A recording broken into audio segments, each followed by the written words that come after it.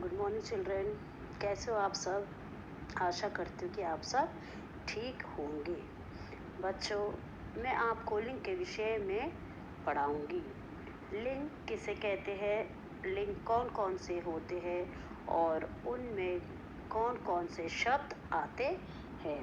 बच्चों, लिंग का मतलब होता है चिन्ह, निशान या पहचान।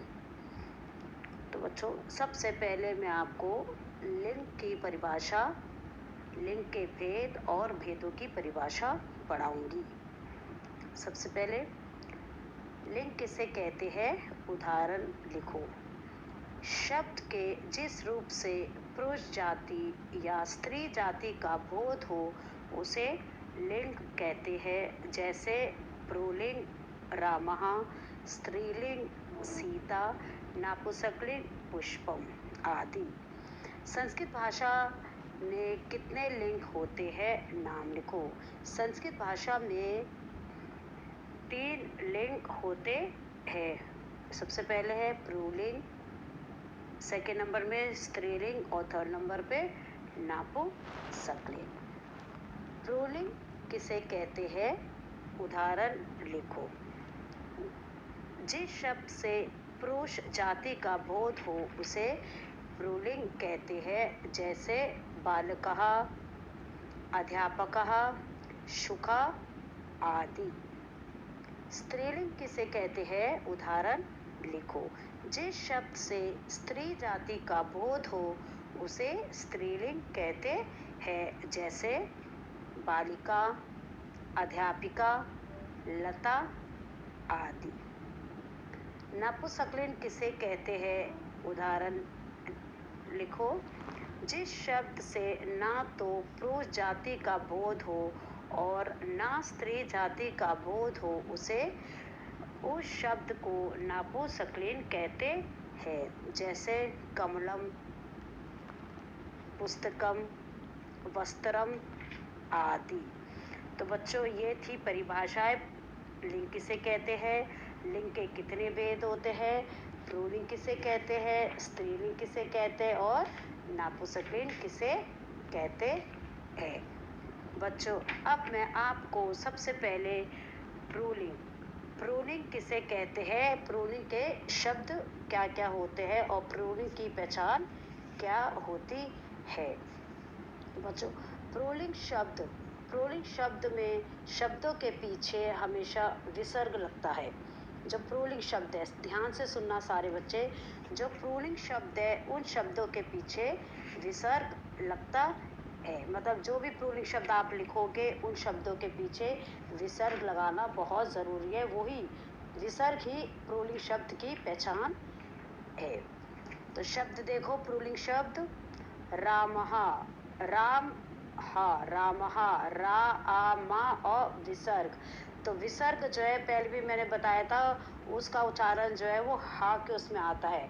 राम, रामः, छात्रः, छात्र, छात्रः, ठीक है। सिंहा, सिंहा, सिंह, सिंहा मतलब शेर।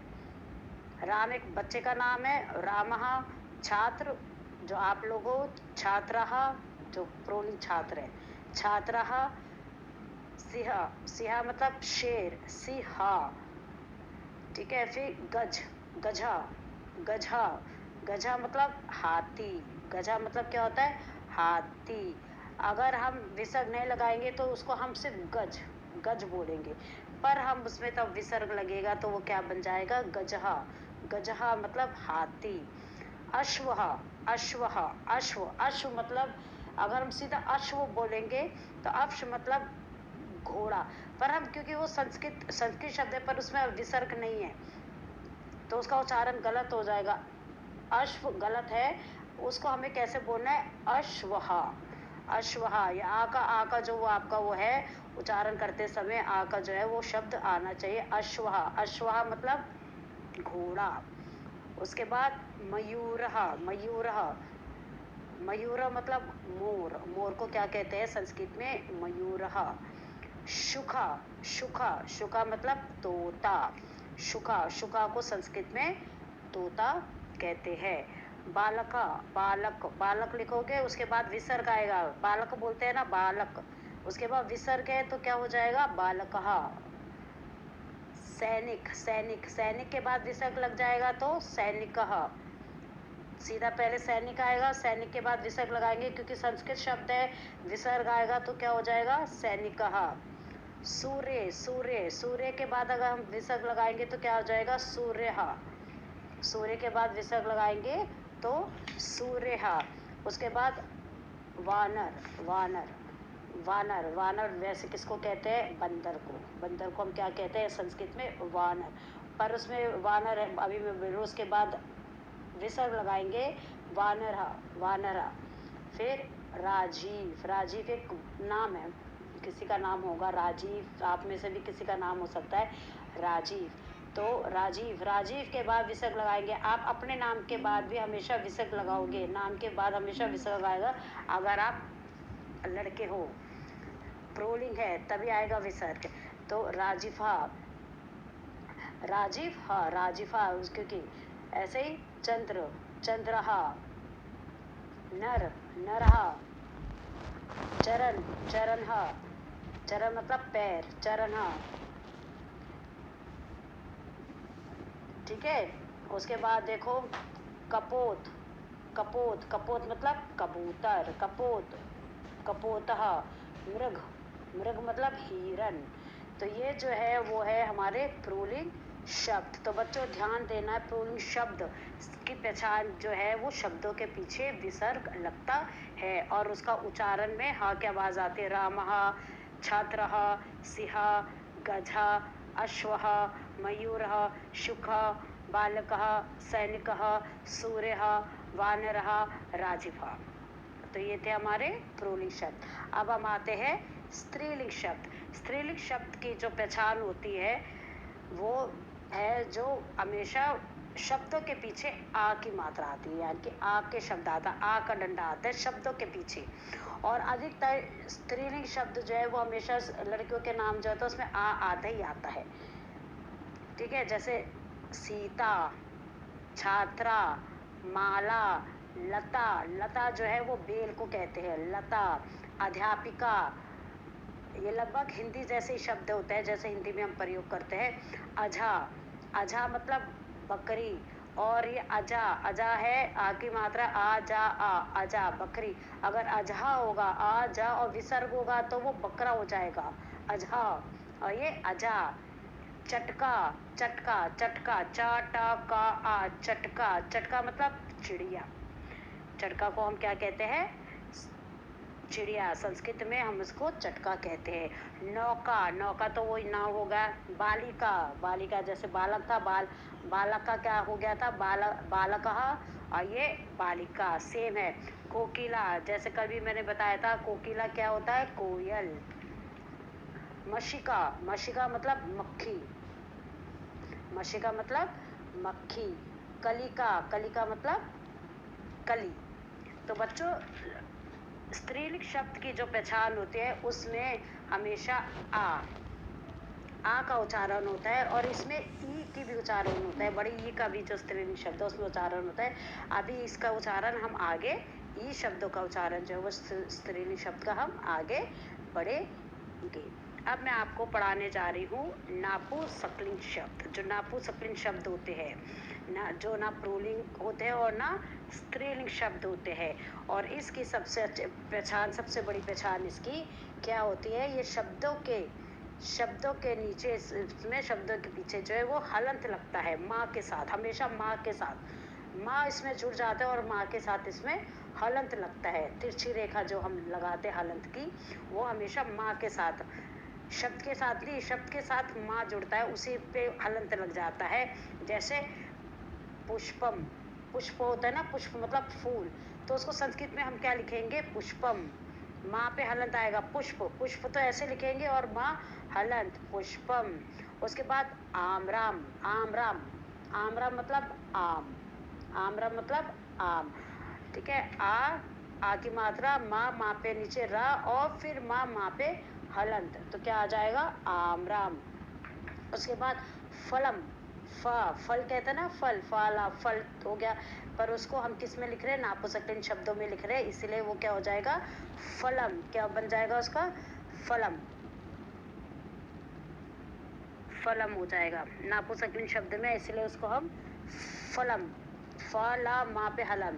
फिर पत्रम, पत्रम, पत्रमा, पत्रम, पत्र नहीं है ये क्या है, पत्ता, पत्रम, पात्र, और माँ पे हलंत, पत्रम। उसके बाद ग्रहम, ग्रह मतलब ग्रह होता है घर, उसके बाद आप क्या लगा देंगे, माँ, ग्रहम। फिर कंदुकम, कंदुकम, कंदुकम क्या होता है, गेंद, कंदुकम, कंदुकम गेंद, जो जिस गेंद से हम जैसे हम खेलते हैं ना, कंदुकम गेंद। पुस्तकम, पुस्तक, जिस पुस्तक से आप पढ़ते हो उसको वैसे तो हम पुस्तक कहते हैं, पर संस्कृत में उसको हम पुस्तकम कहते हैं। वस्त्रम, वस्त्रम मतलब कपड़े, कपड़े को हम क्या कहेंगे, वस्त्रम। वनम, वनम, वनम, वनामा, माँ पे हलंत आएगा, वनम, वनम को क्या कहते हैं, जंगल, वन। फिर भोजनम, भोजनम जो हम हर दिन करते हैं भोजन, तो उसको संस्कृत में क्या कहते हैं, भोजनम। फिर धनम, धन, धन को हम क्या कहते हैं, धनम। और अब और देखो, मुंह को क्या कहेंगे, मुखम, मुखम, माँ पे हलंत, मुखम। नेत्रम, नेत्रम से तो पता चल गया होगा आपको, क्या है, आँख। मस्तकम, मस्तकम मतलब माथा या दिमाग, मस्तकम। द्वार, द्वार को क्या कहेंगे, द्वारम, द्वार को क्या कहेंगे हम, द्वारम। ये जो है हमारे संस्कृत शब्द है। रुपया, रुपया को रुपयकम, रुपया को क्या कहेंगे, रुपयकम। छाता, छाता को छत्रम, छत्र, माँ पे हलन, छत्रम। समाचार पत्र, समाचार पत्र को हम कहेंगे समाचार पत्रम, समाचार वैसे जाएगा पत्रम, समाचार पत्रम। और बगीचा का उदाहरणम। चश्मा, उपनेत्रम, चश्मा को क्या कहेंगे, उपनेत्रम। घोंसला, घोंसले को कहेंगे निढ़म। पहिया, पहिया को क्या कहेंगे संस्कृत में, चक्रम। तो बच्चों, संस्कृत की लिंग की परिभाषा, लिंग के भेद, भेदों की परिभाषा, और एक वचन, पुल्लिंग, स्त्रीलिंग और नापुसकलिंग के शब्द के प्रयोग कैसे बताते हैं। सबसे पहले एक और बात देख लो, जो पुल्लिंग शब्द होते हैं उनके बीच में उसकी पहचान है कि उस शब्दों के पीछे हमेशा विसर्ग लगते हैं, और जो स्त्रीलिंग शब्दों की पहचान होती है, स्त्रीलिंग शब्द में आ की मात्रा या ई की मात्रा होती है। अधिकतर स्त्रीलिंग शब्द है वह हिंदी जैसे ही होते हैं, और नापुसकलिंग शब्द होते हैं ना तो वो पुल्लिंग है और ना तो स्त्रीलिंग है, पर उन शब्दों की पहचान जो होती है वो तिरछी रेखा होती है। ठीक है, जब हम तिरछी रेखा यानी कि हलंत लगाते हैं, हर शब्दों पे हलंत लगाए यानी कि वो आपके नापुसकलिंग शब्द है। तो इन पहचानों को अपने दिमाग में रखना है। पुल्लिंग की पहचान विसर्ग है, स्त्रीलिंग की पहचान आ की मात्रा है, और नापुसकलिंग की पहचान जो है वो है हलंत है। तो बच्चों, पिछला जो मैंने आपको पढ़ाया था उसको भी याद करना। जैसे मैंने आपको पहले बताया था कि किसी भी भाषा को सीखने के लिए व्याकरण सीखना बहुत ज़रूरी है, इसलिए आज मैंने आपको लिंग सिखाया। अगली कक्षा में मैं आपको वचन, वचन की परिभाषा और वचन के भेद बताऊंगी। गृह कार्य जो है, परिभाषा और जो ये शब्दों का प्रयोग मैंने आपको अभी बताया है वो आपको मैं कल सेंड करूँगी। आप अपनी कॉपी में लिखिएगा, कृपा करके राइटिंग सुंदर होनी चाहिए। Thank you, God bless you and take care.